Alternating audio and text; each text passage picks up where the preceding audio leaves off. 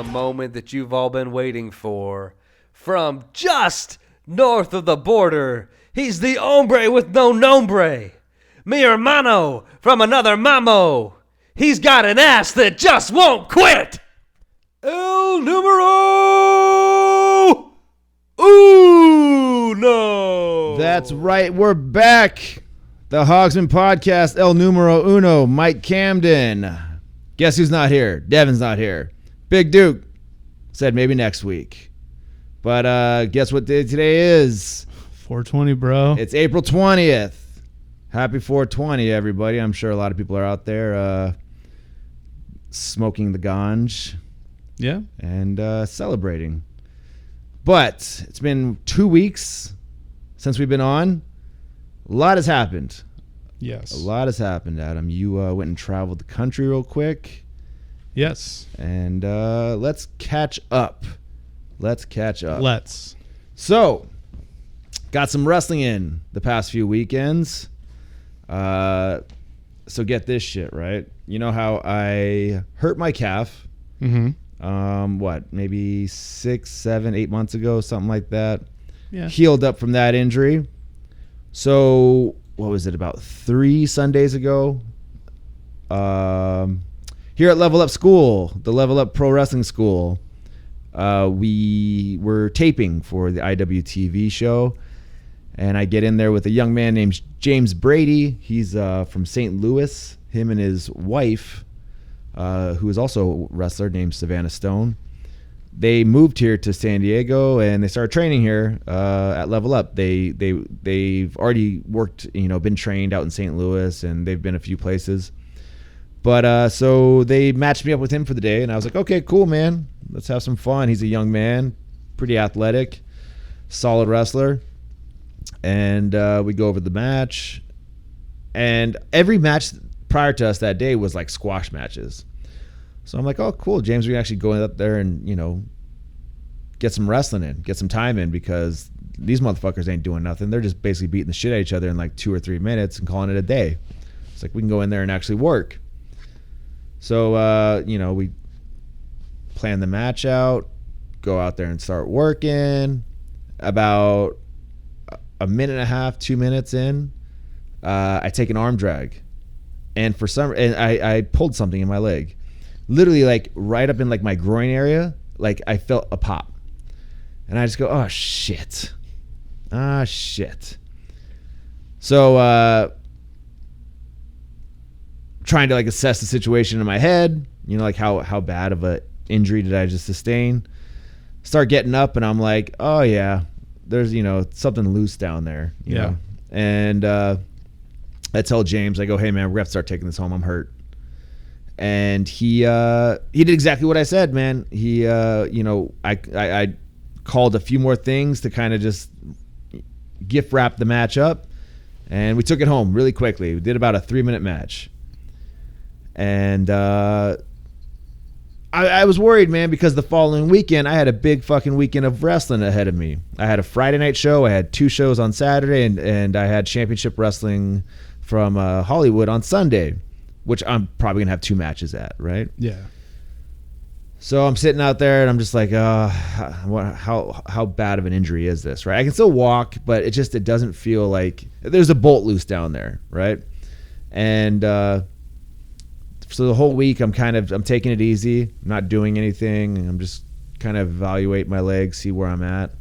And I talked to my neighbor, who's a physical therapist, and I go, hey, man, I think I tore my groin. And he's asking me questions, kind of asking me to do like stretches, movements. And he's like, you can do that? He goes, your groin's not pulled. He's, if you had a groin pull, you would know it. It's that bad. So that built my confidence up a little bit. So I was like, all right, cool. I'll do this weekend of matches. I'll just take it easy, which you can. It's called working. All right. So Friday night show was Level Up Pro Wrestling, and we actually did it out in the back. We had fans. It was actually very nice. And I was wrestling Sexy Fab. This is kind of like a little bit of a blow-off match because on IWTV we've had a couple matches, and he's snuck 2 wins on me. All right. So we go out there, and I plan the match very easily. Like, I have, like, no spots. I'm like, hey, whatever. I got to figure out what I can do in the ring, basically, right? So I'm stretching like a motherfucker. I'm warming up. You know, I literally was just like, that was my main focus. Like, I'm not going to get hurt this weekend. I'm not going to get any more hurt this weekend. So we go out there, we do the match, and in the match, I'm like, okay, I feel okay. You know, I'm not 100%, but I feel okay. So I'm like, okay, go ahead and whip me off. We'll see what happens. Okay, I can run a little bit. You know, not 100%, but I can run. And we're going through the whole match, and I'm like, this is not okay. I can do this. Not bad at all. Here we go. Getting towards the end of the match. He's already got like his hot comeback in, all this stuff. Now it's time for me to do my shit, which I don't, like I said, I was just like, I'll figure out what I'll do out there. And everything's fine, man. Everything felt good. And then I have him in the corner, and I was going to set him up for a superplex.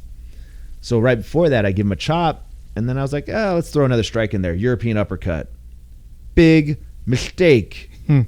Because that involved, like, European uppercuts, they involve rotating the hips. And I did that.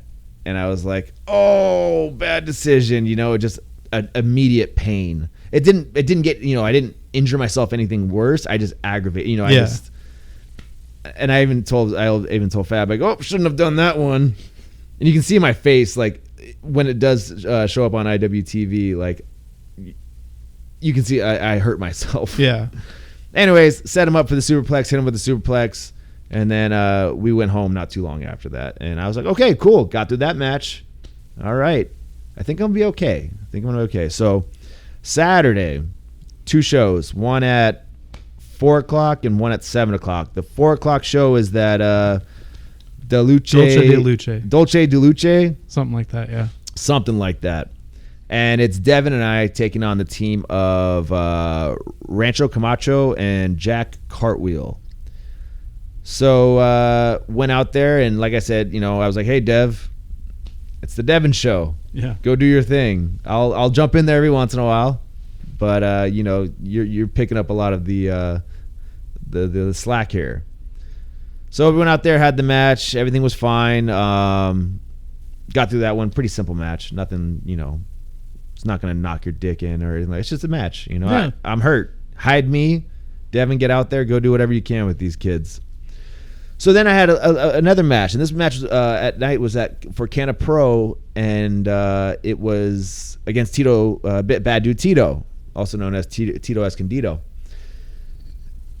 And I'm like, okay, this match is probably not going to be that good, at least the quality that I want it to be at, because I've only had a very small interaction with Tito in the ring in the past, and then this is the first time us working singles, but I'm not 100%.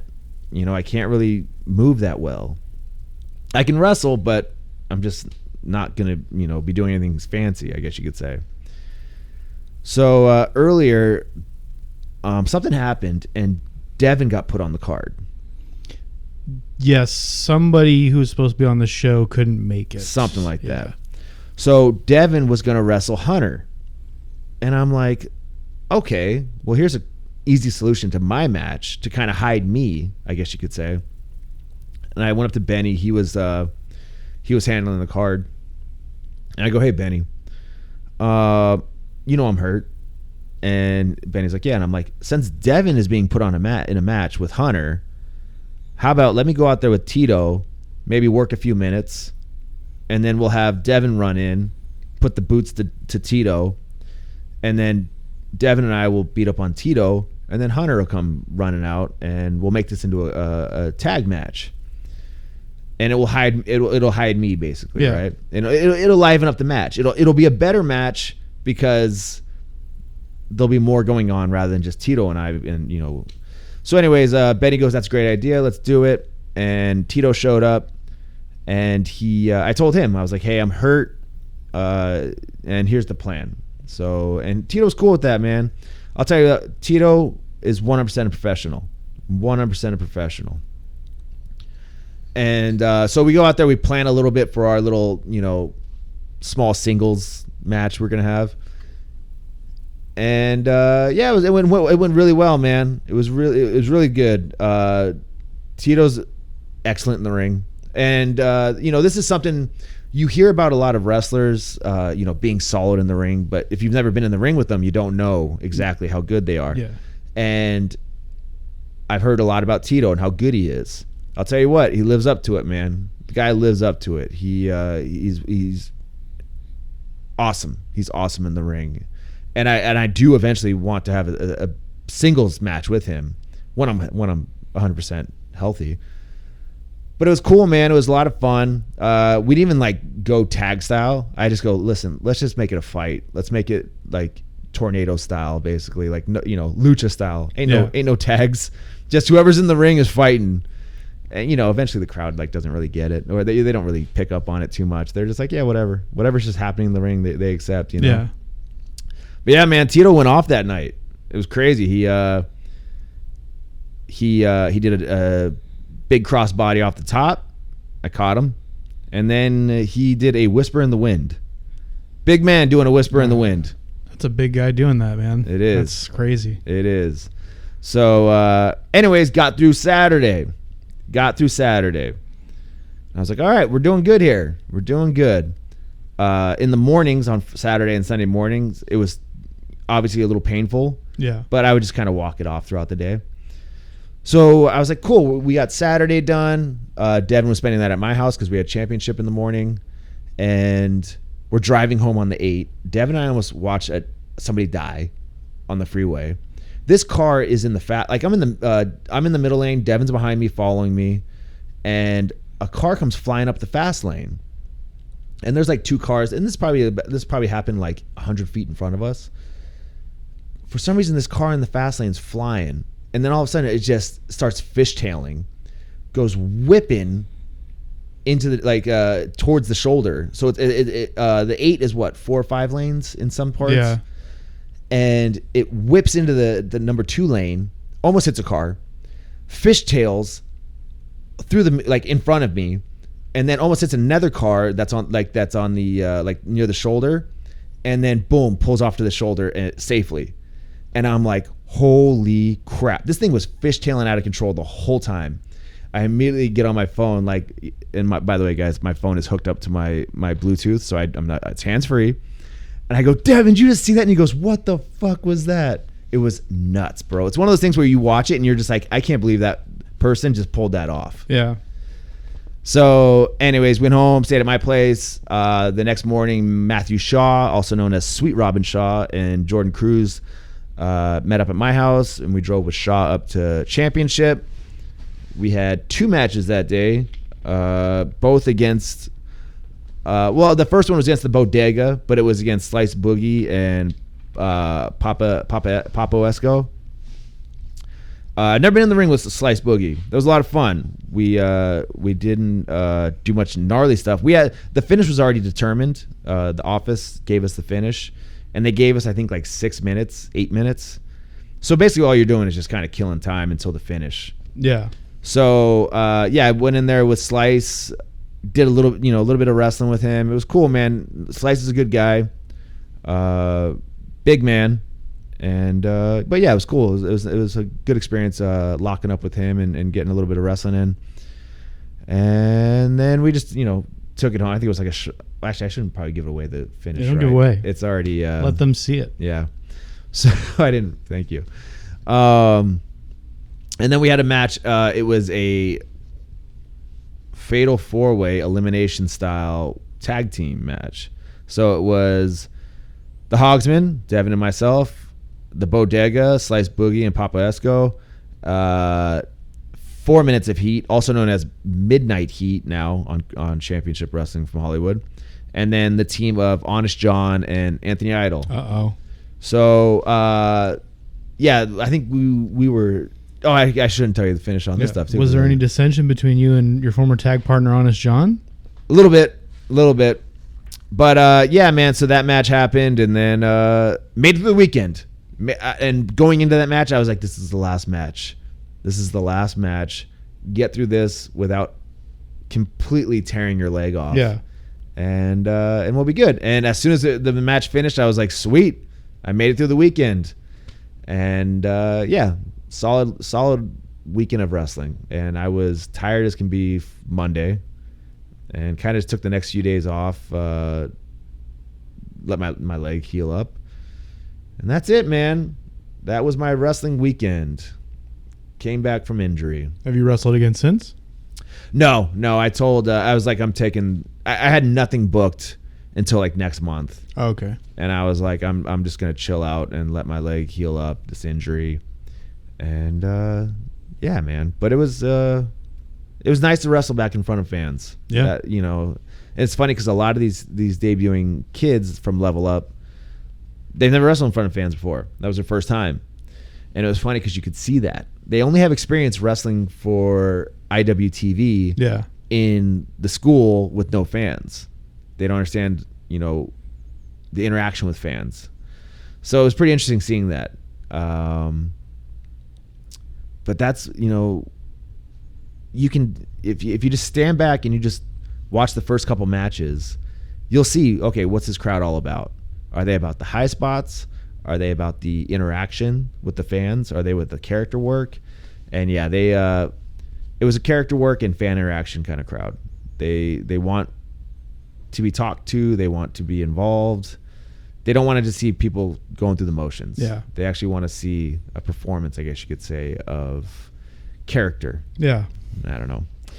But anyways, you were on there that Saturday. I was there for most of the day. I didn't see your guys' second match, but I saw the first match. So. Yeah. It looked like it was fun. Jordan in a death match was fun. Sell out at the monitor, quote unquote. It was. Even I was out there watching it. I was like, okay, let's see what Jordan's got for Damien 666. But some of the weapons are right next to us here at the school. That is true. I didn't even notice that. That is. We are recording at the Level Up studio right now. But so here's the thing with all the young cats out there, the young wrestlers. If you are wrestling somebody and they say, "Hey, I'm hurt. I'm working on an injury." Please remember that. Please remember that. Because there's a very good chance you're going to wrestle somebody who's working on an injury. And now a lot of people would say, well, he shouldn't be in the ring anyways. No. The thing is, you have control over what you can do in the ring, right? Just because we're in the ring doesn't mean we have to do Canadian destroyers. It doesn't mean we have to do these crazy spots and moves. You work and you figure out what you can do and what you can't do. But always be mindful that the person you're wrestling is hurt, is injured. So don't just start doing wild shit. That's a very big thing because you want to, as you grow in this business, the biggest thing you want is other wrestlers want to know that you're safe to work with. The biggest thing. You could be the most athletic wrestler, doing flips and doing ungodly stuff, crazy stuff, right? But if you're not safe, I don't want to work with you. Yeah. If you're somebody that, forgets that, that's what a lot of people do before matches. They say, hey, I'm injured. I have a bad shoulder. I have a bad elbow. I have a bad knee, blah, blah, blah. You listen to that. And don't forget about it in the ring. Because a lot of cats will be like, oh, I forgot. I'm sorry. And it's like, I told you that to not forget. That's the most important thing going into this match is that you remember that I'm injured. So please, guys, always remember somebody's hurt. Take it easy. Especially if they're the veteran, let them call it to you. Don't just start doing crazy, wild stuff. Listen to them. They'll talk you through the match. So that's my advice for the day of wrestling. I don't know. I'll probably have more advice too, but I'm sure you will. You're a fountain of knowledge. A fountain of knowledge, man. Fountain of knowledge. That's right. What up, Adam? How was where were you? Or Tampa? Tampa was great. Yeah? So great. Such a, different than out here. And you know what? I want to say this one thing. Like, Florida gets this bad rep as being this, like, out-of-control state that, like, no one's taking any of this seriously. I was there for 10 days. nothing was different to me, like going out and doing stuff than it is here. Yeah. Like I think I went to one place where a guy made like my sandwich and wasn't wearing a mask. Really? So it's literally the same. I don't know. Maybe there's different areas of Florida that are worse, but like the only bad experience I had where people just weren't or ignoring everything were at WrestleMania and a couple of the baseball games I went to. That's because the media wants to show you the bad. Yeah. The bad gets ratings. The good does not get ratings. Hey, Florida's doing very well down there. They're taking care of themselves. They're being responsible. Doesn't get ratings. No. But hey, look how bad Florida is, man. These guys are disgusting. They're anti-vaxxers. They're against masks, all that stuff. And there's one picture of maybe a group of people with a mask off. That gets a little bit of headlines. Like I said, don't get me wrong. There were definitely situations I went to that were very much like people were ignoring the mask stuff, but those are all that things that I'm seeing people ignore them here too. Exactly. It's Padre all games. country. You went to a Padre game. Yep. Everyone behind home plate. Don't have masks on. I don't know how it was where you were sitting. Oh, not my seat. Ugh. Yeah, my seats. We had to wear masks. Oh, you're supposed to be wearing masks everywhere. Yeah. But do they enforce it? So like all the events I went to other than like AEW, no one was really enforcing it. Like especially during WrestleMania. And maybe that had something to do with the just god awful weather for those 2 days. Yeah. But like there are people 3 rows in front of me that are just they're not even like pulling the mask down. They just don't exist. They're just not there. And like for me, I'm like, all right, I'm in like a whole area by myself next to these fucking cardboard cutouts and shit. Yeah, your friends for the day. My friends for the day, which people were stealing on the way out of the building, which I thought was funny. But yeah, Florida gets a bad rep, and I'm sure there's parts of Florida that are bad, but every part I went to Jacksonville, I was in Tampa, I went to Orlando, I went to my cousin's who lives like an hour outside of Orlando. It seemed exactly the same as here. Yeah.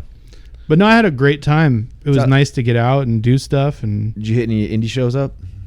No, because it was hot and humid during those days. Yeah. And if you were on Twitter, you were seeing all the wrestlers were like passing out.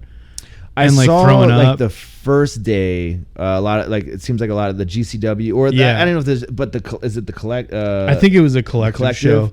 Yeah, I saw some cats where they didn't realize how hot it was. I think people misunderstand what humidity is. Yeah. Like when it's 75 degrees and humid, it's not like it is here when it's 75 degrees.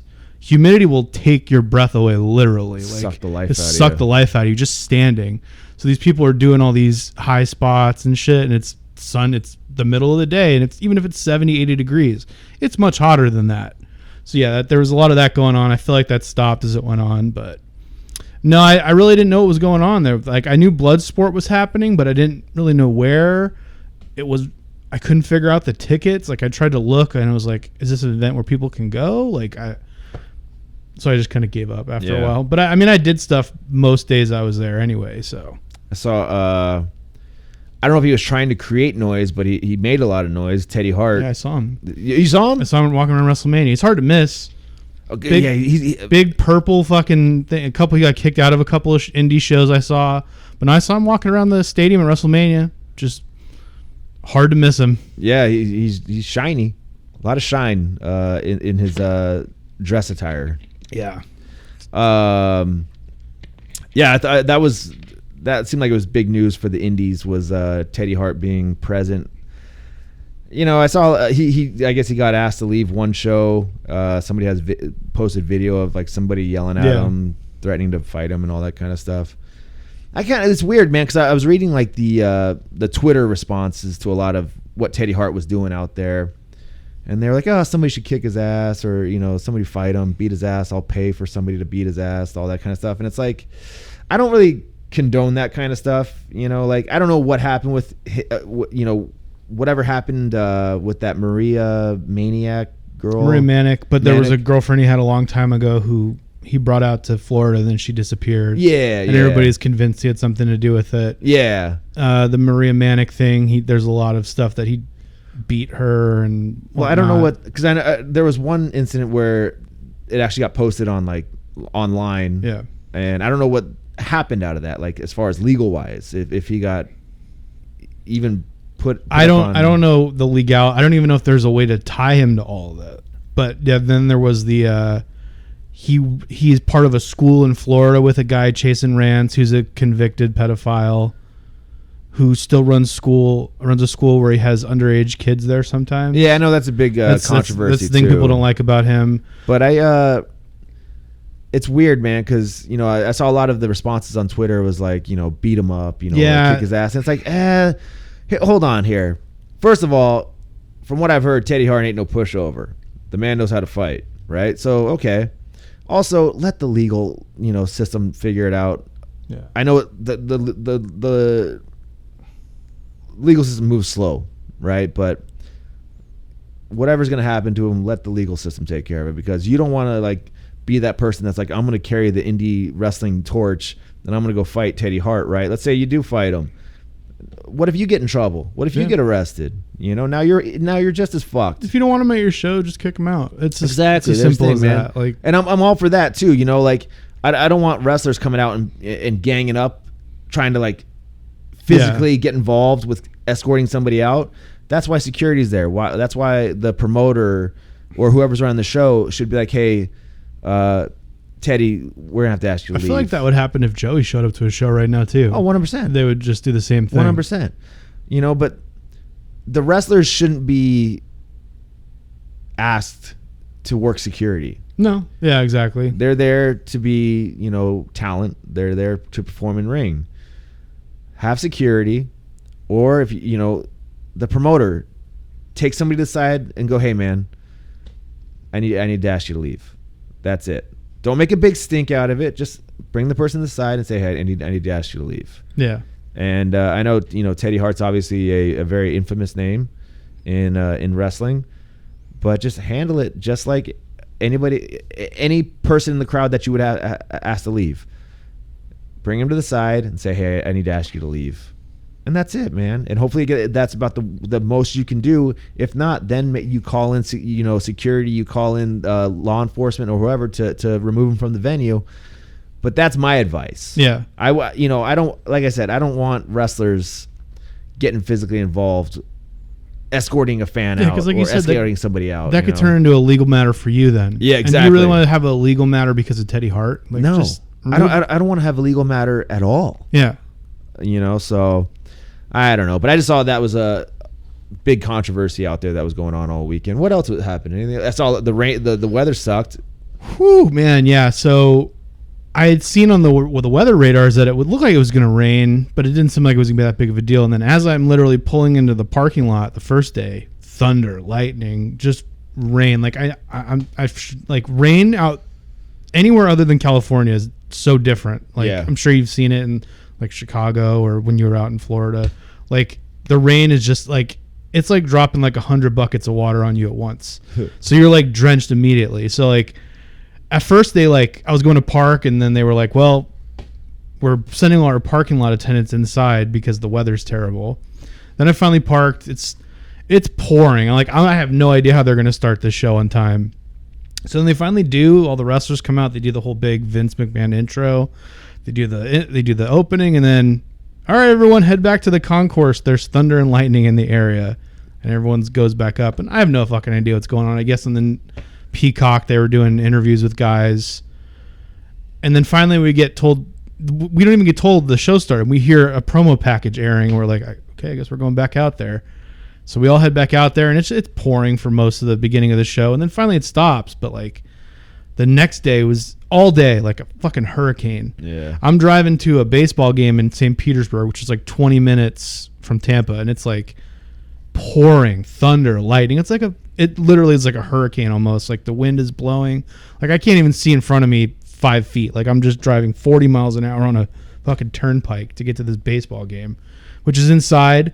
And even inside you can hear the thunder and the thunder and shit. It's just like, so then I'm like, I have no idea how the show's going to start on time. And then somehow the rain ended right before WrestleMania. So for all the delays in the beginning of the night, like the rain was never really a factor during the actual shows. Yeah. So tell me about the show, man. Let me tell you this. Okay. I watched none of WrestleMania. Wow. So, 'cause I hate I'm tired of all this, like, hey, sign up on, our service, like the network, right? The WWE network. I had that. And I was like, shit, maybe, I don't know, let's turn it on. Let's see if they are showing it on the network. And it said, nah, sucker, go fucking sign up with Peacock. And I was like, I just don't want to sign up for anything right now. Like, you have to be in the mood to sign up for, like, one of these apps or networks or whatever. I could have given you my login if you wanted, Mike. But I was just like, I'm cool, man. I'm sure I'll find out everything I need to know on the internet anyways. See it on Twitter at some point. But anyways, how was your experience with nights 1 and 2? I loved it. Yeah. I really, really hope that this is the new thing, the 2 nights. You digging it? Yeah, because at the end of night 1, I'm like, if they did one more match, I would not be into it. Mm-hmm. And then I went to night 2 so excited for the new stuff, new slate of matches, whereas some of those matches would fall into hour 6, and I'd be like, I don't care about any of this. Yeah. So I really enjoyed the 2 nights. It was about 3 hours each night, so it was like everything was spread apart the way I wanted it to be. Like, the main events were cool because it was like if one of these wouldn't have main evented, so it would have kind of fallen under the wayside.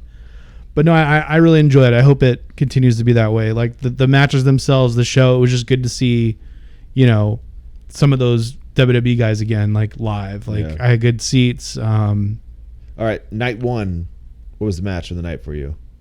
Sasha and Bianca, probably. Okay, I thought that was the best match. That was probably one of the better WrestleMania main events that they've ever had. And then night 2. The main event on that night too. Who was the main event? It was Edge. Daniel Bryan. And Roman. Okay. So I also have I thought Seth and Cesaro was awesome. Night 1. I heard that really, a lot really of good good stuff about that one. If you're gonna go out of your way to see any match on that night, that would be the one. But yeah, the main event of this night 2 with Edge and Orton, Bryan. That's Edge and Bryan and Roman. Like, that's just a biased thing for me because Edge is my favorite wrestler of all time. So, well, no, it's also good, man, because I just asked you night 1 and night 2 what were your favorite matches. Yeah, the main events, and that's really what it should be. Like the main event should be the best match of the night. Yeah, because the whole show should be leading towards the main event. So that's great, because there's nothing worse than like a main event being like boring. Yeah, because everything else has already been done earlier in the night. Right? Or like they already sucked up all the energy in the room. That's what I mean. I think people were so ready for live stuff that it was like I don't care what, I just want to see it. Like the first match of night 1 when all this stuff finally happened was Drew McIntyre and Bobby Lashley, and the crowd was just into everything because it was the first live thing they've seen in a year and a half, like WWE wise. So people were really into it, which I liked, and there wasn't really like. There was a couple of matches that were like, why is this on the show? Like really? Women's tag matches and stuff where it's like, okay, I don't care about this. I don't care about this. I heard I saw that obviously everybody saw the thing of Mandy Rose falling. Hilarious. Which they've now since edited off the show. Oh, have they? Yeah.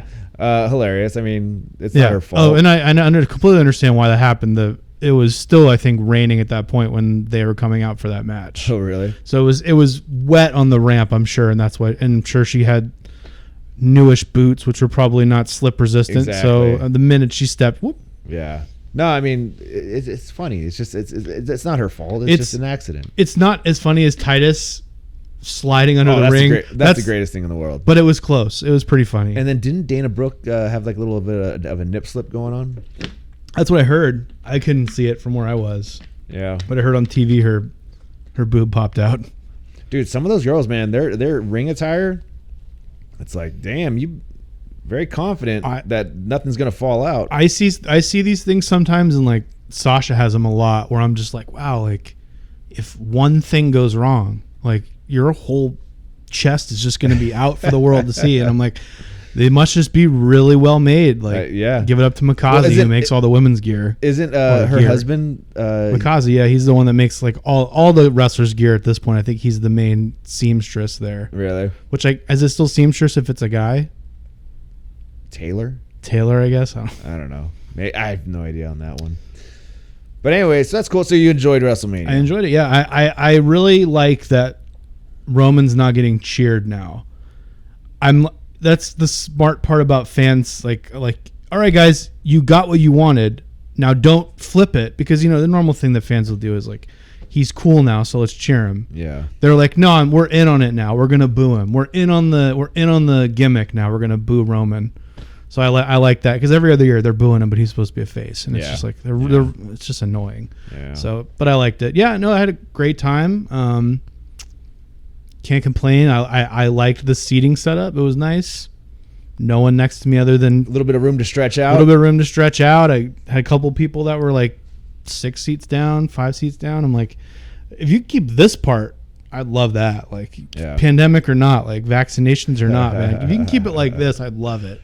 Because the worst part is when you go to these shows and you're sitting next to some 500-pound dude and he's just spread out and has no sense of like self-awareness, and it's just you between two people you don't know, and it's like, oh, this sucks.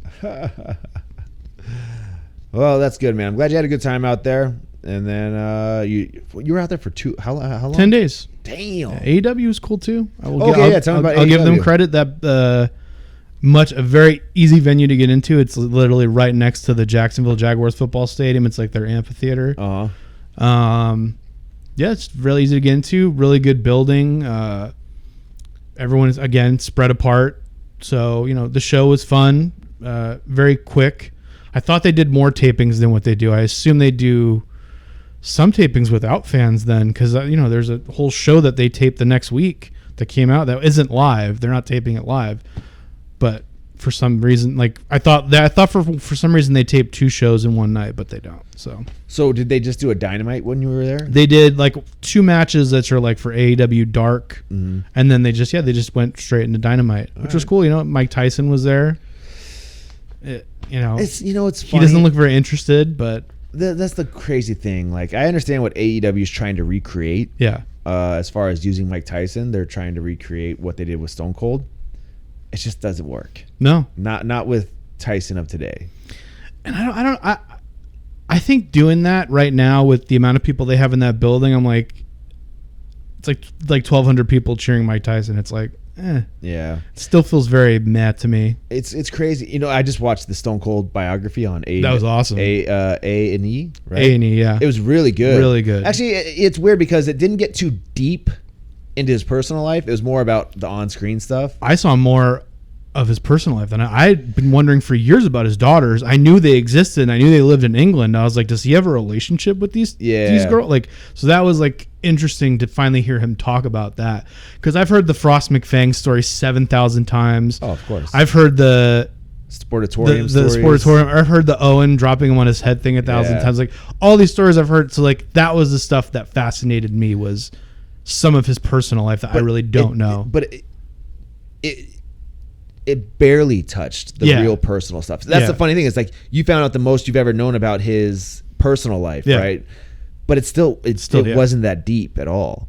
But I thought it was interesting that they didn't bring up the Mike Tyson encounter, or bit with WWF. They talked about it a little bit, but it was only really them showing Mike Tyson wearing the shirt and stuff like that. They didn't really show too much of because to me, that put Stone Cold into the stratosphere. Yeah.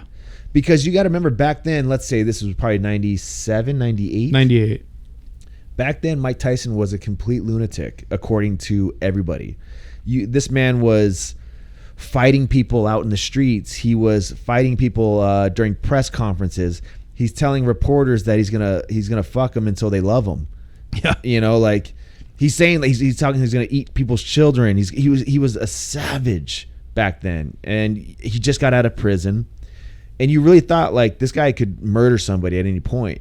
So when WWF brought him out for on Monday Night Raw, it also wasn't labeled, or it wasn't advertised as like Stone Cold confronts Mike Tyson. It was just Mike Tyson's here.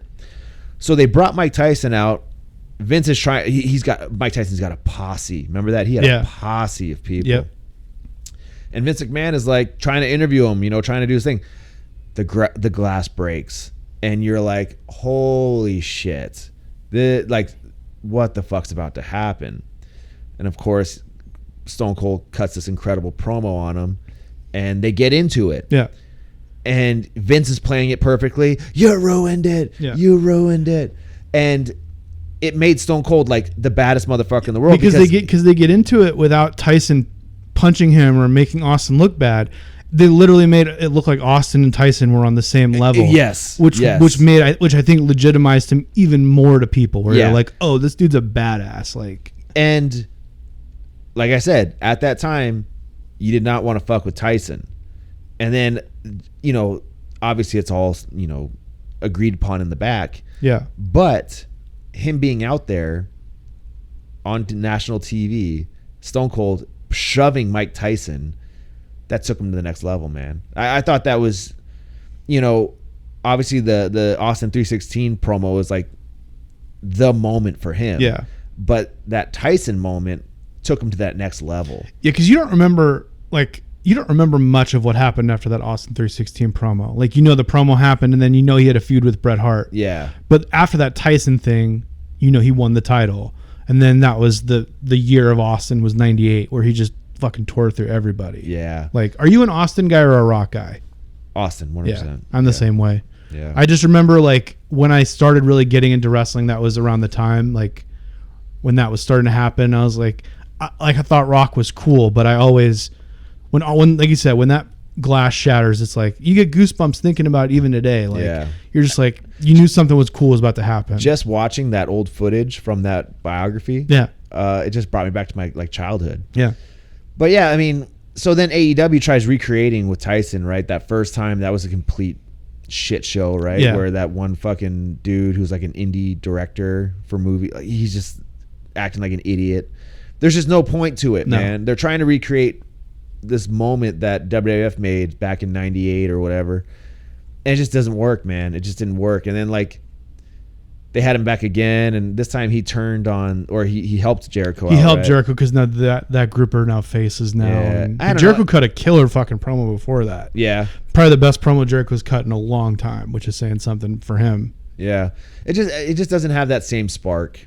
It just doesn't. No, I definitely I enjoyed the show, but like after it was over, I was like, I kind of will forget about this. Like, it's just an episode of Dynamite. Yeah. Like, That's it didn't have a special feeling. Like, you know, it is what it is. Like, it was a fun show, but it doesn't like. I'll remember most of what happened at WrestleMania. I probably won't remember much of AEW from that night. Huh.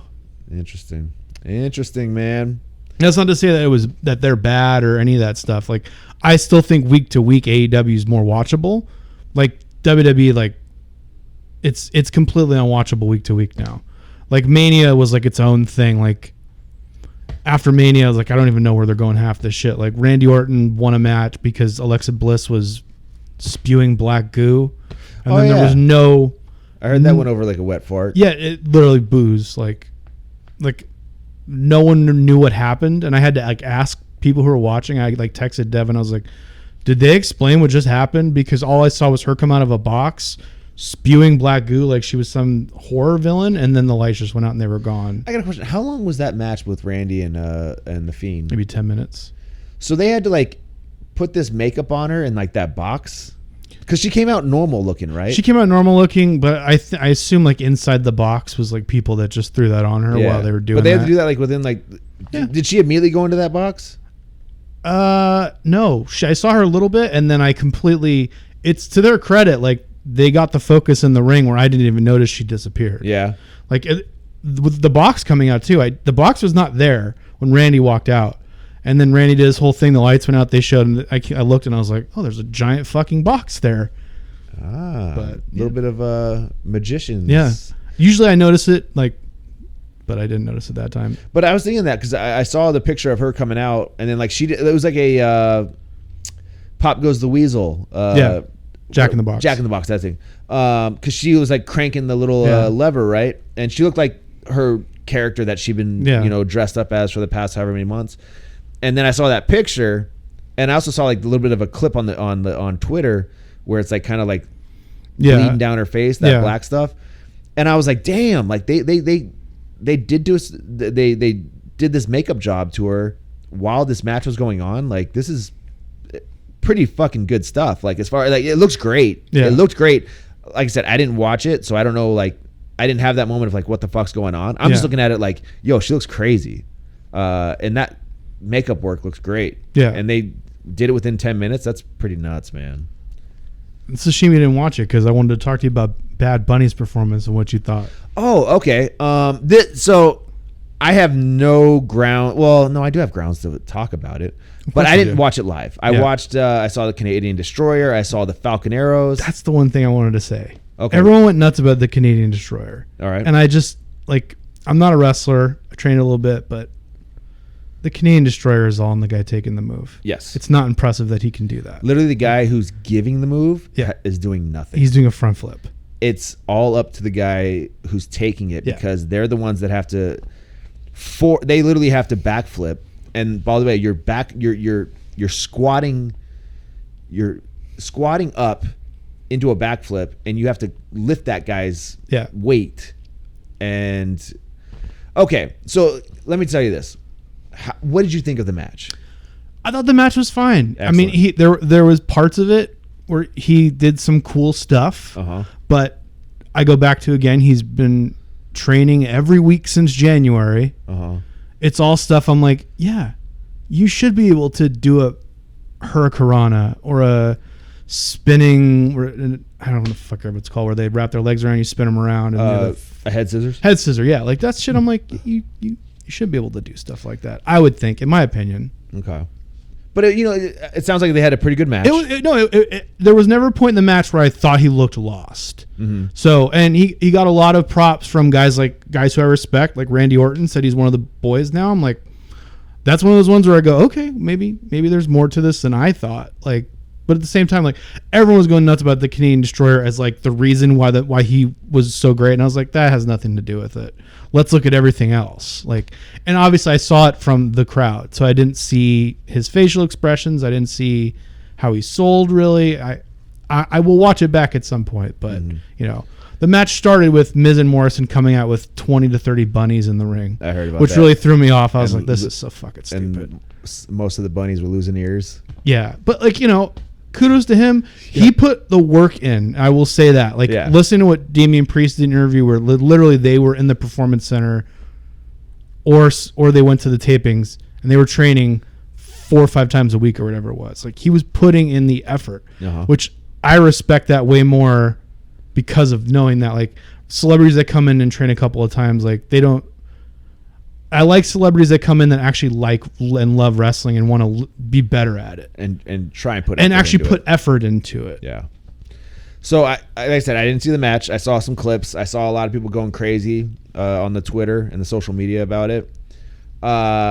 This is just what I'm thinking because, like I said, I did not watch the match, but this is what, from being a professional wrestler and knowing what it's like being in the ring, I'm sure Bad Bunny had a great performance, but a lot of that is probably because of Morrison and Miz. Absolutely. So when I saw people talking about it on the Twitter, being like, Bad Bunny's better than half the indie wrestlers out here, and da da da. Listen, I don't take offense by that, but I know a lot of people probably do. Yeah. But I also, you got to look who's saying it. Who's saying this shit? Is it fans saying it? Because they don't know what's going on in the back. They don't know that, hey, whatever Bad Bunny did, it's because Miz and Morrison set it up, and they're so good that they made him look good. My absolute favorite thing on Twitter sometimes is when they'll post something, WWE will, and you'll just see fans arguing about ring psychology underneath. Oh, and I'm like, you guys don't know what you're talking about. Like, yeah, there are some wrestlers who don't know what they're talking about when it comes to that stuff. There's a lot of wrestlers, and that's why I'm like, I am not the guy. Like, I see so many people, and I'm not going to name names. I see those people online that are just like posting this shit. And I'm like, you could just, like, I'm not arrogant to think I know it. Like, I'll throw out an opinion, and if you like say, yeah, that's right, I'm like, fuck yeah. Yeah. I get excited because you know what you're talking about, and other wrestlers know what they're talking about. So I'm not going to be that guy that's going to tell a wrestler, yeah, you need to sell better, or you need to do this. But I will say I know enough about, like, the Canadian Destroyer to be like, that's not impressive to me. Like, it's a cool looking move. Oh yeah. But it's literally the guy taking the move. That's like, and Morrison, like, having the trust to do that is also a big thing. Yeah. But yeah, like, hearing that, like, Bad Bunny actually put effort into it, and he's been training, that's great, man. That's great. But this match that they did at WrestleMania, they probably had this planned out for a month or two, and they're just like, "Hey, here's the steps. Here's the steps we're going through," and it's like it's choreographed. Yeah, and there's nothing wrong with that, by the way, No, because not at all. Savage and Steamboat literally did the same thing. That match was planned out like a month ahead of time. To the T. To the T. So like T. and a match that people universally love is one of the best WrestleMania matches was planned out for an entire month. But yeah, so like when people are like, "Oh, well, he's better than a lot of indie wrestlers. He should be, he's a natural. He should become a wrestler." Let's slow down a little bit, people. First of all, slow down a little bit. Just had a concert that he put tickets on sale that sold out in like 2 minutes. I'm pretty sure he's going to continue his musical career. Yeah, as he probably makes way more money than he would in WWE. Very much. Who usually is not willing to pay top money for celebrities. So the like I said, the moves aren't really hard to do. Okay, moves are for marks. Psychology, the little things, the little nuances, that's tough, and that's what really makes a professional wrestler. And okay, so Bad Bunny had a good match, right? Let's see him do it again. But now let's see him do it. He found out, oh, hey, by the way, you have a match tonight, and it's about 2 hours. It's against this person. All right, go ahead and create the match. Now you'll see how good Bad Bunny is, okay? And that's for everybody. Listen, I love music, right? Bad Bunny loves wrestling. He went and did wrestling, right? I love music. Let's say I get a chance. Let's say Bad Bunny goes, "Hey, Mike Camden, you want to come do a record with me?" I go, "Fuck yeah." Sounds like Bad Bunny knows his shit when it comes to making music, right? So let's say Bad Bunny makes me a banger, right? That's what the kids say now, a banger. And they go, "Mike Camden's really good at fucking music." And I go, "Yeah." But really it's all Bad Bunny, right? Yeah. Now I got to make another song. And Bad Bunny is like, "All right, man, enjoy your musical career." And I'm just sitting there like an idiot in front of a soundboard being like, "I don't know what the fuck I'm doing."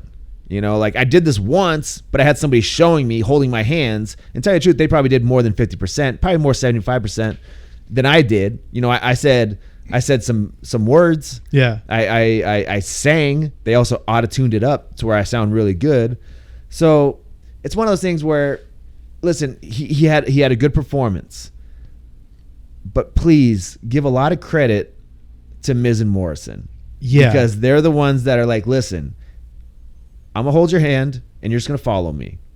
I'm gonna take you here. I'm gonna take you there." And also for Miz and Morrison to be able to throw the whole pride thing out the window and be like, "Yeah, I'll take some moves from this rapper." Like that's a professional, like you said earlier. Those are professionals who are willing to do their job, which was to make Bad Bunny look good. Make him look good.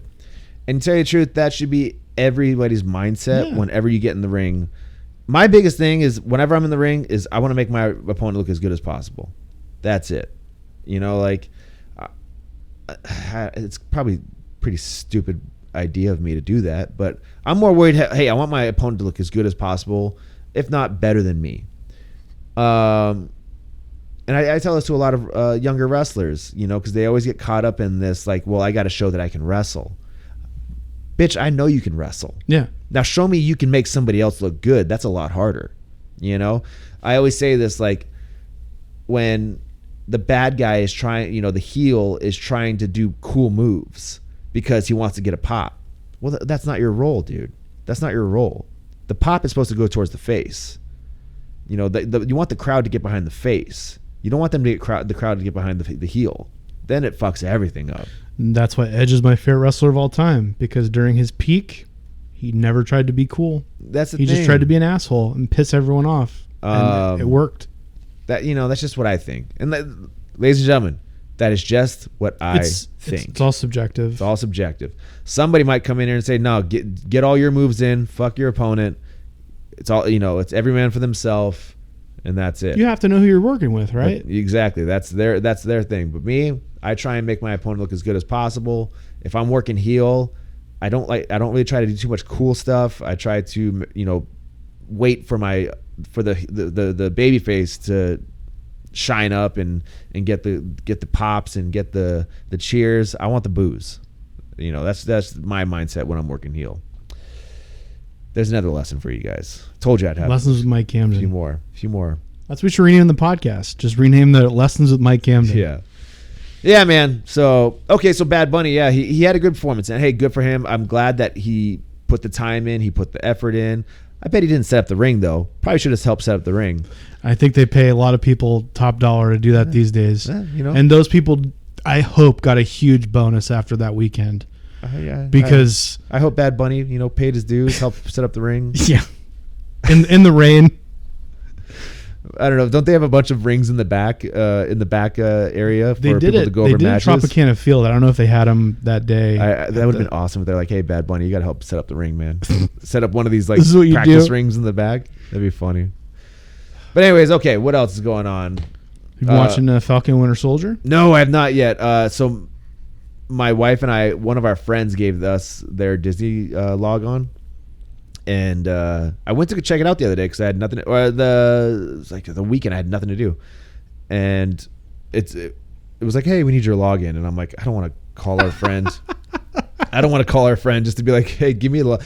I don't know, man, because it's not somebody I talk to every day. Yeah, it's somebody my wife and I used to work with, and then one day we went out to dinner with them, and she was like, yeah, here, use my log on, and what were you using before? When you watched one? Oh, that one? I was using, we had our friend's log on, and now I have to figure it out again, and I don't want to like call and be like, hey. Just be like, hey, something happened where now we have to log back in. What was it again?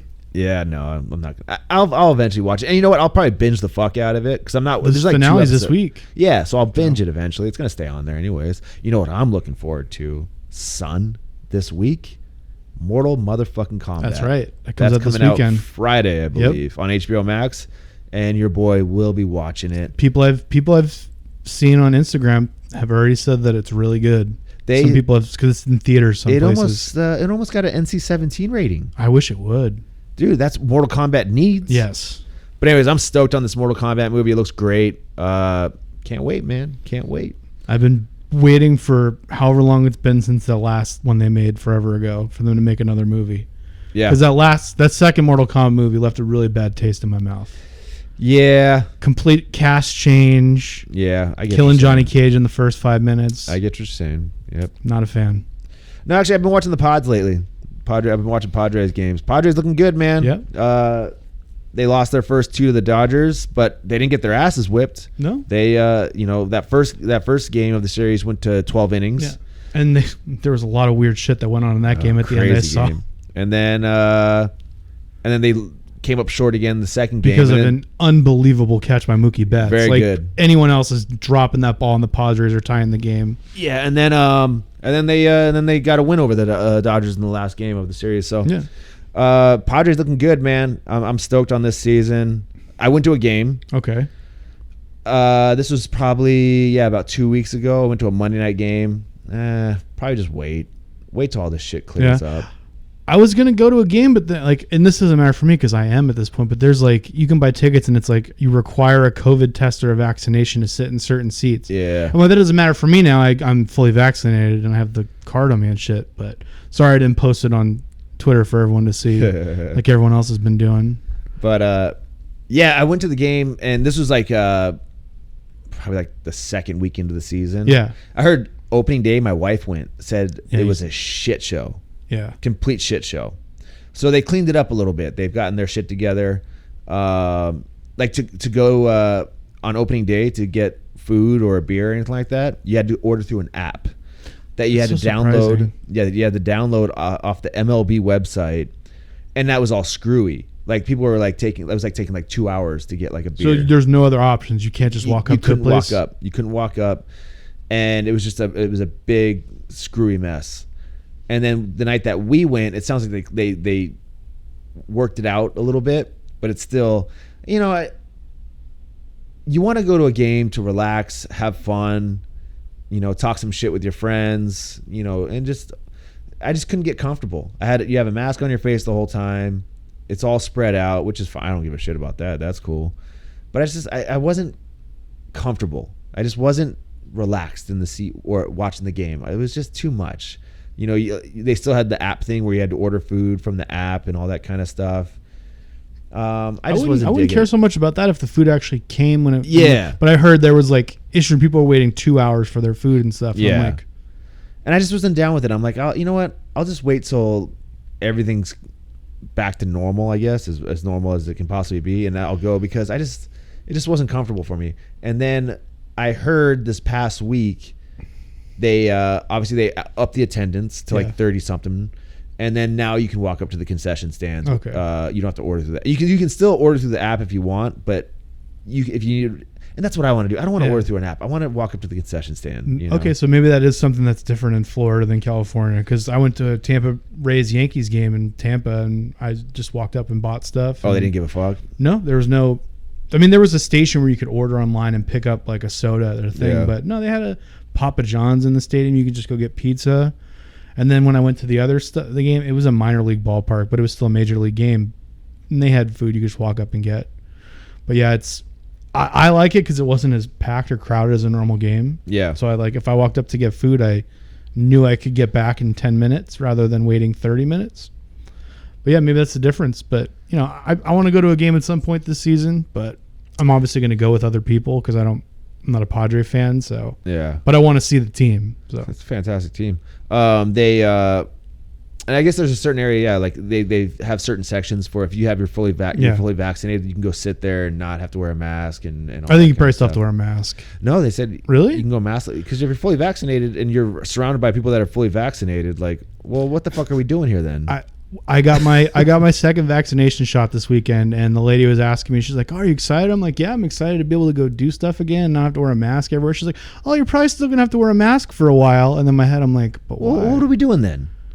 I get it. Like if I even though I'm vaccinated, I can still carry the virus and pass it off to people. I'm like, yeah, but if I'm around people that are fully vaccinated, they're fine. And if you're around someone that's not vaccinated, that's their choice. Yeah. So if they're gonna get sick, that's on them. So my wife, she's fully vaccinated now, and then she got me signed up to go get my first shot.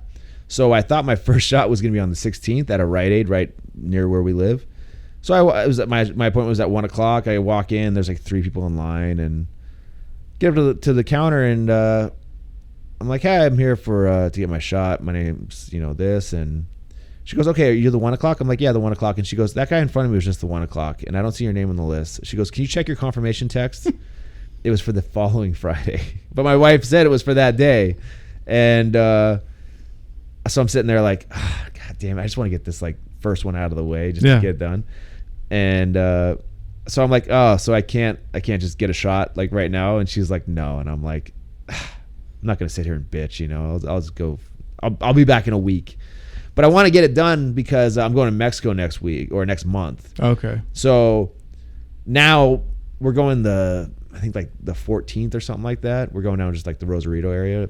One of my wife's friends wants to go wine tasting down there, so I'm gonna go. But I was like, well, I might as well get vaccinated before I go down there. And even if it's not like 2 weeks or something like that, it's like the fully. Yeah, you're like once you get the second shot, it's supposed to be 2 weeks before the antibodies kick in. Yeah, so something like that. I'm not technically fully vaccinated yet, but I mean I am. I feel Listen, the shit's in you, right? Yeah, the shit's in you. Something tells me you're fully vaccinated. Which one are you getting? I think it's Pfizer. Good, because the Moderna one really fucks people up. Dude, my wife is a gangster. So the second shot, which people were always like, yeah, the second one's worse. I was like, dude, my wife, it's gonna put my wife down. I don't know why, but I'm just thinking like she'll probably get hit pretty hard with whatever the side effects is or whatever. She's gangster, no problems at all. She had a sore arm, that was it for one day. All that happened with me too. Did she get Pfizer too? I believe so. Yeah, the Pfizer one, I have heard very few people get hit hard. Nice. But I don't know, like Duke told me he got the Moderna one and it fucked him up for like a day. Really? You just basically get like a really bad flu, basically. Yeah. So. Which, I mean, listen, for one day I'll take it. Yeah, if it means that I can avoid getting COVID, then that's great. Like, but yeah, so I got to get my first shot, and then by the time I get my second, I won't even be at 100%. But hey, man, something's better than nothing, right? Well, that's how I felt going to Florida. I was like, one shot's better than none. Exactly, it's better than nothing, man. So yeah, I'll be heading down to Mexico, and my wife's never been to Papa's and Beer in Rosarito, And when I was younger, Papa's and Beer in Rosarito was like the greatest place ever. You ever been down there? I have never left the country ever. Great. It's great. Imagine being 18 years old, allowed to drink like in a beach environment with a bunch of kids. That's what Papa's and Beer. Well, that's what Mexico is. But that's what Papa's and Beer was, and it was like the greatest night ever. The greatest nights ever. I was there multiple times. But yeah, man, look forward to. So I was like, hey, I'll go to Mexico. If we go on this wine trip, I don't give a fuck about. There's no restrictions there with that. I don't know. Traveling, because I know Mexico was in the beginning of this shut down hardcore. No, I mean I know I have neighbors that go down to Okay. Mexico and they'll come back across the border. They say it's fine. But yeah, I was like, I don't give a shit about wine tasting. Go on like a wine tour. Tell you the truth, it sounds annoying to me. But I was like, if we can go to Papa's and Beer, I'll go. I just want my wife to go to Papa's and Beer and be like, this is what I was doing when I was 18, 19 years old back, you know. So anyways, that'll be what I do. That sounds fun. What we do. What else we got going on, man? What else? I don't know. I covered all the things I was going to ask you. She You said haven't watched Falcon Winter Soldier, so. DMX passed away. That happened, according to Twitter, that happened about 5 or 6 times before it actually happened, unfortunately. And then I made the mistake of, and fuck you, by the way. What? Oh, I'll tell you. Of saying rest in peace DMX the night before he died. So I think I tweeted that out, or I did something at like 10 o'clock, 11 o'clock, the night before he passed away. What he was a vegetable, Yeah. right? My tweet wasn't about you. Yes, it was. No, it wasn't. Yes, it was. I didn't even see your tweet Well, until after I posted I it. fell under the category. No, I see. If you go to the trending topics on Twitter, all right. it was rest in peace DMX. Listen, you're not Devin. I don't want to. I'm not burying you. I'll bury Devin all day long, but I'm not gonna. If Devin had tweeted it, I would have quote tweeted and said he's not dead, fucker. Anyways, it was coming out on Twitter like, hey, he had finally passed. It was likely, basically. It was like Breitbart, you know, that was saying that he had, you know, all these like bullshit fucking websites, saying like he had finally passed, and I was like, oh, that sucks, you know. Hey, rest in peace, DMX. Yeah. And then it turns out a few hours later, people were like, oh, he's not dead yet, but he's a vegetable. He's dead. He's dead, right? He had no brain function. He was a vegetable. He's dead, man. He's dead. Anyways, so I put my tweet out a little too early, and then I saw Adam checked me on the Twitter, so I deleted that tweet. Did you? And then he died. I woke up the next morning to like him, like them. It was confirmed, yeah. Yeah, and I was like, well, it looks like I already used up my rest in peace DMX Darkman X tweet, and I'm not allowed to say it again. I really hate how no one more clearly clarified that he did not die of a drug overdose. Wait, what? He didn't die of a drug overdose. What did he die? He had a heart attack. Was it? It wasn't induced. It wasn't induced by drugs. He by just had a heart attack and then fucked up. Like I have no idea. Exactly. Everyone the first couple of days was reporting how he's OD'd, and But then it's not far fetched because he had a problem with crack. no, he definitely had a problem, which I'm sure caused some of it. Hell yeah. But it's like, you know, when Eddie Guerrero died, it wasn't because of steroids, but I'm sure the steroids didn't help his heart, yeah. and he had a heart condition anyway. So that's what I mean. It's like, report the real thing of why he died. He had a heart attack. Like, yeah, it might have been caused by the coke, but you're saying he overdosed on drugs. Like, that's not what happened.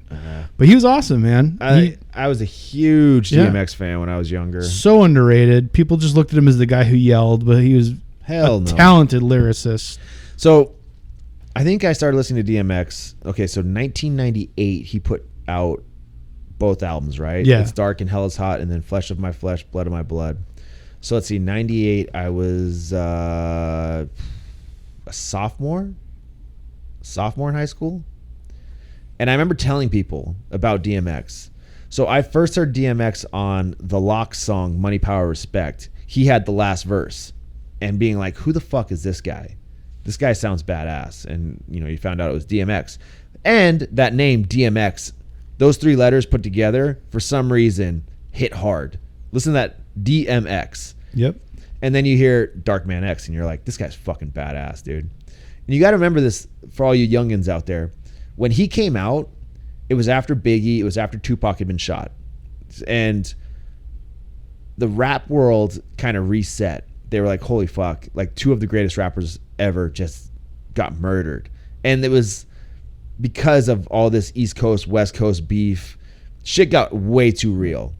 And then even Puffy got very poppy after that. That's the thing. Rap went very very happy, very shiny. Yeah.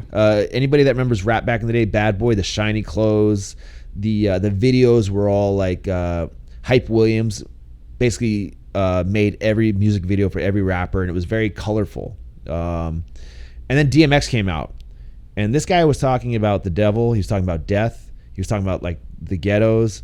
He switched it up. Yeah. And you were like, this guy's different. And my older brother came home with It's Dark and Hell is Hot album, and we listened to that motherfucker all the way through. We threw it in the CD player and we listened to it the whole way through. And I remember going and telling people at school, like, this guy is the next big thing. He's the next big thing. And people were like, yeah, whatever. Like, I never heard of him. Guess what? That changed real quick. In a few months. And then, bam, he put out that second album. It was just as cool. The guy's covered in blood on the album. It was amazing. I was a big DMX fan. I think without him, I don't know if Eminem becomes as popular. Because I think DMX opened up all right, we're ready for realness again. Maybe. Rather than the poppy. And then Eminem came out in 99, so it was kind of like, maybe we're ready for this anger and good lyrics music again. The crazy thing is, like, he started off real dark and, talking about like the streets and about like, not flashy stuff. He never talked about like popping Chris or cars or anything like that. And then he started getting a lot more like into like I remember and then there was X was his third album. And that was like, it was okay. They had some good songs on there, but then he just started, I felt like he tried getting more into like the club hits, like music that was made for clubs. And I kind of fell away from. I didn't like that version. I didn't like that music. That's kind of what happens to everybody, though. Yeah, and because I feel like your musical people are telling you, "Hey, man, we want to get you some more hits, some more number one hits." Yeah. Can you like make, like Eminem famously, like they told him every album you have to have a poppy hit. And he's like, I would just make a song that I'm like, I fucking hate this, but everyone else is gonna love it. Got to do it. Yeah. Hi, my name is Real Slim Shady. He hates all those songs. Got to do it. But they were hits, and it's like what Puffy did for B.I.G. Yeah. He wanted to be the street dude. He wanted to be from the streets. He wanted to be the hardcore rapper. And Puffy was like, cool. Can't sell that to the mainstream. And, gave him, the beat for Juicy. Yeah. Which is a remake of, I can't remember who sang it back in the day. And they were like, that's whack. People are going to laugh at me if I rap over this. And he goes, watch. Made millions. Made fucking millions. Because it's not about the hardcore audience. That's a very small genre. You want the mainstream audience. And also at a certain point, if you're rapping about the ghettos, and I know you're a millionaire, I don't buy it anymore. I'm like, yeah, you don't know this life much anymore. Unfortunately, though, there are some guys that get rich and still live in the ghetto, and they shouldn't be. But keep their ear to the streets. I'm like, that's your. But yeah, man, DMX, like that was like a hard one, man, to see that he passed away. It's like like there's some celebrity deaths where you're just like, oh, that sucks, man. Robin Williams was a big one for me. Yes. Because Robin Williams obviously just made incredible movies. Seemed like a genuine good person. It looked like he was always trying to make people laugh, have a good time, but unfortunately he had inner demons.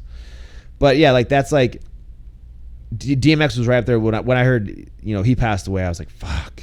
DMX is gone, man. That sucks. And I feel like there's going to be a few people like that. Like Stone Cold Steve Austin, when he passes away, that's going to be huge for me, man. Howard Stern, when he eventually passes away, that's going to be huge for me. Like, there's certain people in your life that are celebrities. You don't know them. You don't know them. You've never met them in person. Yeah. But for some reason, their music, their TV shows, their movies, whatever, you have a connection with them, and then when they pass away, it's harder. And there's a group of people that like 2020 had a couple of them for me. Who's that? So Kobe was one of them for me. Okay. Chadwick Boseman was one of those for me. Where because these guys are young, and then Brody Lee. Okay. Those three were just like one of those ones where I was like, fuck, man. Because like celebrities and stuff, like you said, like most of them you're like, oh, that sucks, but there's a couple that are gonna hit you. Yeah. And these ones are like, man. Because then you hear all the stories. Like the Chadwick Boseman story is fascinating. Like how Denzel Washington paid for his acting lessons and all this other shit. And he's still so young. And he was doing Black Panther and all this stuff, like knowing that he probably wouldn't live to see the success. Yeah. And the Kobe thing is like came out of nowhere. The Brody Lee thing came out of nowhere. Like, Yeah. it's this, and they're young too. You're like God willing, I hope Steve Austin dies when he's like 90. I hope so too. And I go, like, even like Ric Flair a couple years ago, like when it looked like he was not doing well and might pass away, I was like, this is going to be a really big deal. Yeah. For a lot of people. Yeah. But- No, that Kobe one I think shocked everybody because that's not supposed to happen to rich No. celebrities. No. Not supposed to happen. Yeah. When's the last time that happened? JFK Jr. Yeah. I mean, there's a couple of lower level athletes that have died in plane crashes, but nothing like nothing at the Kobe level. Be like if Michael Jordan died in a plane crash. Yeah, It's like it's nuts. that level of big name type thing. Yeah, man. Then also another death in the rap world, Black Rob. I saw that. Whoa. Great song, man. Black Rob was kind of like a one-hit wonder, but that one-hit wonder was awesome. I love that song, Whoa. It's a great song. Great memory to that song down in Tijuana. Can I tell you the story? Of course I It's your can. podcast, Mike. Of course I can. It's my show. So when I was, I think I was like 18 or 19, that song had just come out. This is probably 2000, 2001, 2002. And I'm down in Tijuana. And I want to make this very clear. I was 18 or 19. So it was almost 20 years ago. And I'm down there with a bunch of Ramona people that I went to high school with and all that kind of stuff.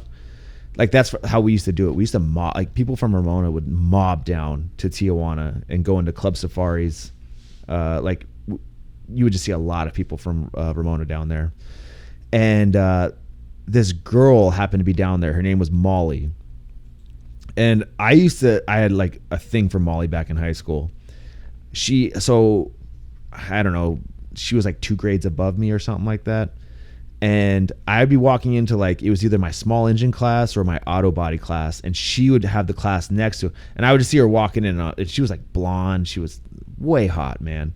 And I was like, damn, she's hot. And I wasn't the only one in school doing that. She's way hot. And she hung out with like all the motocross guys and all that shit. And I hung out with the motocross guys, but I wasn't a motocross guy. I just was friends with all the motocross guys. So I go down to Tijuana this one night with a bunch of people. She happens to be there. And something happens, and I start dancing with her on the dance floor. And it was to the song Whoa by Black Rob. And all of a sudden, she starts kissing me, and I was like, holy crap. So every time I think of, or I hear that song Whoa, I think of that moment. And let me tell you, everybody, Tijuana, that's where dreams come true. All right? It's where dreams come true. Unless you're a member of the cartel. Like I said, it's where dreams come true. So that's always the song that I think of that's always the moment I think of when I hear the song Black Rob and Whoa. Good time down there in Tijuana. Love that place. What else can we talk about? I mean, we have a question. Oh, we do? Yeah. Bring it up. Came up late, and it's actually good because I have a perfect answer because I just watched a documentary this last weekend about it. Let me see if I can pull it up real quick. It's from Fow. What up, Fow? And he asks, I'm going to edit all this out anyway. All right. He wants to know what's something common from your childhood that will seem strange to future generations. I thought about this when COVID first happened. Obviously you start hanging out with your neighbors because everybody was shut down and all that kind of stuff. So we would have like happy hours with our neighbors and just kind of hang out outside and drink. But one of my conversations with my neighbors was like, hey, your grandchildren going, we don't know how this is going to play out, this COVID stuff, right? This was back in 2020. One day your grandchildren might see a picture of you at a concert or some kind of event with a large gathering of people, and they might think it's disgusting. They might not, the younger generation, because we don't know how this is going to play out even now. We still don't know how this is going to play out in the future. But one day it might be weird for young people to see large gatherings, concerts, sports, movies. I don't know. Yeah. It just might not be, we might become so careful because now we're like, holy shit, disease will wipe you out, wipe out a whole population.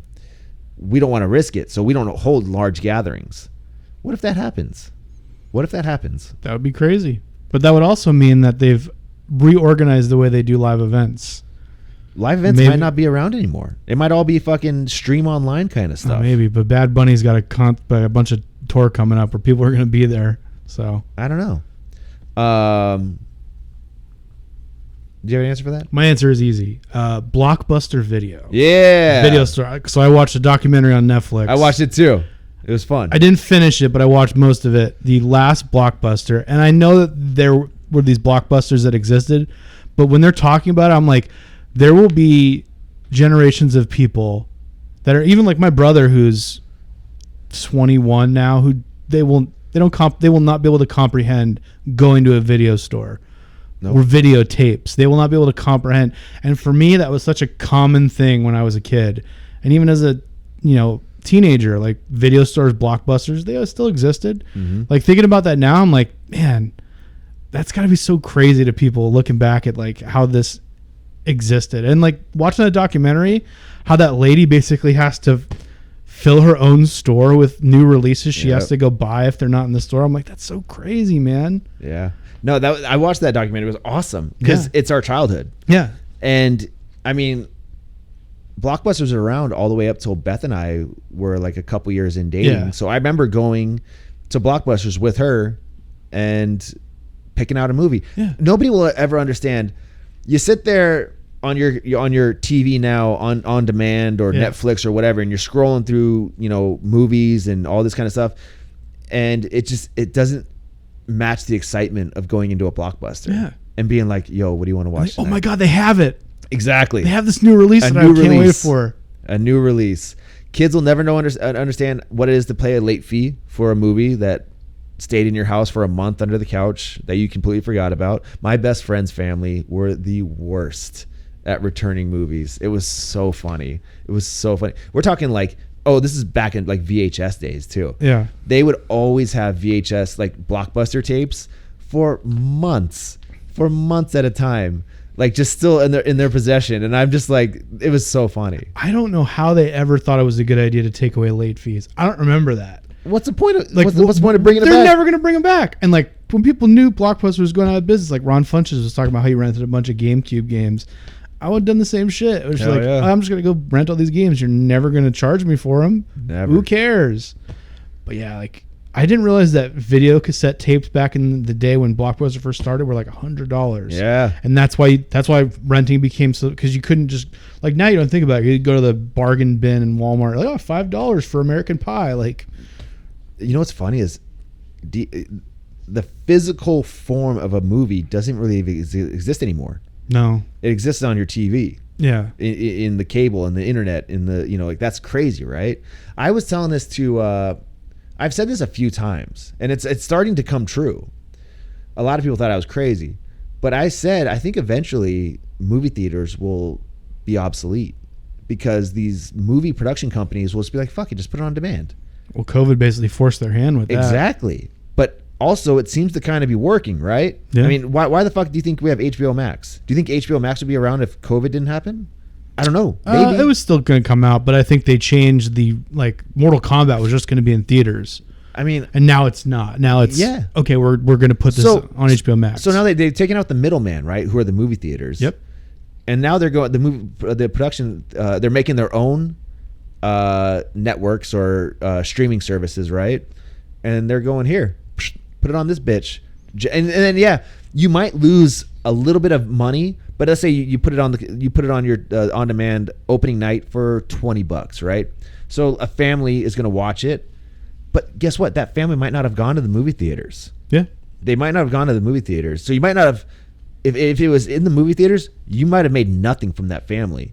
But because it was so easily accessible to them at home, shit, we'll pay $20 for 2 hours of entertainment, shut the kids up a little bit. Like that seems like a pretty good market for me. That's what Disney's doing is very smart. Yeah. They're releasing Black Widow on Disney Plus, but you have to pay for it, or you can go see it in theaters. So like you're going to get the people that are like, I don't want to go to a movie theater, that are still going to pay for this movie. So yeah, you're going to get double the income of all these movies. And it's like, why did it take people so long to think about this? Like, you're still going to make the same, like the people that are going to lose are going to be the movie theaters. Yeah. And that shouldn't be the movie producers or any of those concerned. Like they don't care. Who cares if The movie theater can't sell popcorn. Like, okay, the money's going to us anyway. Yeah. And that's the only problem with it. It's like movie theaters as a forum will die out. I think so. Which sucks because I did, like, over the last couple of years, like when Endgame came out, first night, I'm going to see it. Yeah. Like, and that was cool. It was like exciting, like going to see the movie. But, you know, then it's like, will I still get the same excitement or buzz when, oh, it's midnight now, I can watch it in my house? Like, I don't know if I'll get the same excitement over a movie for that reason, you know? Listen, I don't want movie theaters to go under. I love the experience of going to a movie theater. But the game has changed. Yeah. Because now you're seeing this with these movies. They're going, hey, you can either watch it on HBO Max or on Disney Plus, or you can go to a theater. And now you have two options. One is really easy. You hit a fucking button on your computer or on your TV while you're on your couch. Bam, there it is. Movie's ready to go. The other one, you got to drive. You got to maybe wait in line, possibly sit next to somebody, be shoulder to shoulder with somebody that you don't want to be shoulder to shoulder with. And I don't know. As much as I love the theaters, if you give me that option in my house, that's a pretty good option. The one thing I do think that will blow up a little bit more is, so when Devin and I would go see movies, we'd go to this Angelica theater by his house. That's more of like it's a theater, but it's smaller. The seats are nice. They recline. They're like a couch. Yeah. And they'll bring you food. You have like a tray top. Like, I think that kind of theater experience will become more popular rather than going to a normal theater with rickety seats where you're just shoehorned in there with 100 people to watch a movie. Like, I feel like the smaller theater, which you pay more for, will become more of a thing. Like, oh, you can get actual food. Like, you don't have to get popcorn. I can get a hamburger that's actually pretty good. Yeah, maybe that's my answer. Is that maybe some kids will never know what a movie theater is like. I feel like 2 generations from now will not be going to movie theaters as much as like we did when we were younger, and even now. Like, I know theaters are open now, but there's nothing out I want to see. God, what else is there? Things from our like childhood that you just do not see. Oh, some kids ain't never gonna know what AOL is. No. Regular definition TVs, like those big bulky Box TVs. You're just like, what is that? Projection TVs. Yeah. Man, my wife and I go into Costco, and it's crazy because they shoot you right when you enter Costco, you enter into the electronics department. Mm-hmm. And these TVs nowadays are so big. That's their game. So nice. They want you to see the most expensive shit, and you're like, and they're expensive, but not as expensive as they should be. They're cheaper than they would be at like Walmart or someplace else. I bought a TV when I was 20 years old. When I moved into a house with all my friends up by state, I bought a big projection TV for like $2,500. This thing was a hunker. It was hard to move around. You had to have a truck to transport it. You know, it was a big piece of shit, but it was also an expensive piece of shit. Yeah. And now you look at the TVs now, and they're cheaper than what that TV was. And by the way, that TV, I couldn't pay somebody to take it away down the road because it became so obsolete. Yeah, you can buy like a 70-inch 4K Sony TV and maybe pay like $2,000, $1,500. And like $2,000 sounds expensive. That ain't expensive what TVs used to be. No, they used to be a fortune. They used to be like $10,000. $10,000 for like a nice flat screen plasma TV. Crazy, right? Well, if you live in California, a couple of generations won't know what it's like to not have a gas car anymore. Oh yeah, because in a couple of generations they're apparently going to go to all electric cars in California, and I'm like, good luck with that. How many cars still have roll up windows in the passenger and driver's side? I've seen some people that still have them, but they've had those cars for so long. Yeah, I won't even know what to do if I'm like, oh. But what do you think it's like for these 80, 90-year-old people now with all the technology? Do you think that's going to be us in like 40 years? Dude, or new shit's going to happen? Right now, dog. It's already me right now. Oh, really? Yeah. Yeah, I always try to like figure out this shit. I'm just like, because I know it's just going to get more complicated as I get older, so I might as well just. I hate change. Yeah, I don't like change either. I hate change. But it's like there's certain changes I like. Like, I like being able to like just push a button and watch whatever I want. Like what I want, and if there's any smart people out there, figure this shit out. I want a video game streaming service that I can literally rent video games, like the GameFly that exists now, where you can rent games, but it's like via mail. figure out a way for me to press a button and play whatever game I want in enough to just pay a monthly service fee for it. They haven't figured that out yet? No, like it kind of exists, but it's at like a much smaller scale. Like I want like the day a new game comes out, I want to be able to play it, but not pay for the full price, to rent it until I'm done with it. I want to do that. And like no one's figured it out yet. Like you're still paying full price for fucking video games all the time. Well, then there's your $1 million idea. Get on it. If I knew how to do that shit, it would be the absolute thing I'd be doing. You know what industry is number one when it comes to monetizing new technology? What's that? Porn. The porn industry. They say is the number one industry that will monetize new technology. That is an industry that I promise you will never die. No, God, no. Our children's children will know what porn is, and they will be watching it from their computer or whatever the hell they've got. Yep, they'll get it. They'll get it to you eventually. That's one way or another, they're gonna get it to you. I don't care how much the world changes. That will not go away. Guys will never change. Men will never change wanting what they want. They might like a different, gender or a different, but there's still always going to be something for them. Because we're a bunch of fucking knuckleheads. Yeah, we got to get our satisfaction, Mike. One way or the other. All right, man. Let's see. What else? I think we've talked. We've talked about everything. It's been an hour and a half. It's been an hour and a half. But I mean, we've been gone for 2 weeks, so why wouldn't we talk for an hour and a half? I know, man. We had a lot to make up for, so I'm happy that we're back in here, man. It was nice having the past 2 weeks off doing this, but I missed a little bit. I was like, I got some things to say. You had a lot to get off your chest. Yeah, so it was good to get back here and. Ladies and gentlemen, thank you for sticking with us. If you're with us, listening to us right now, I appreciate it. I got some shows coming up. Okay. Let's see. Next month, May 23rd and 24th, I believe. I'll be out in Las Vegas. I'll be wrestling out in Las Vegas at some kind of Bud Tenders Award. Okay. I don't know, some marijuana thing that Canna Pro has us doing. Yeah, I think that's the 23rd and 24th. Oh, 22nd, 23rd. It's at the Mandalay Bay Resort and Casino, and it's called the Bud Tenders Award. So if you are out in Vegas, there's going to be a lot of people there. So that means Vegas, I guess, is opening back up a little bit? I guess. I don't know. But they said it. Those are the dates for me to be there. Yeah. And then May 30th, Level Up Pro Wrestling. We're going to have another show in the back. That's an outside event.